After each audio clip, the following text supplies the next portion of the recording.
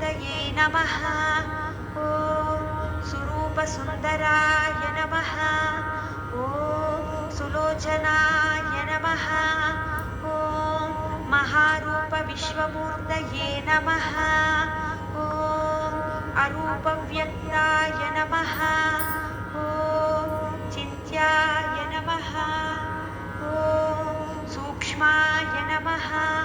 ॐ सर्वान्तर्यामिने नमः। ॐ मनोवागतीताय नमः। ॐ प्रेममूर्तये नमः। ॐ सुलभदुर्लभाय नमः। ॐ असहायसहायाय नमः। ॐ अनाथनाथये नमः। ॐ सर्वभारभ्रते नमः।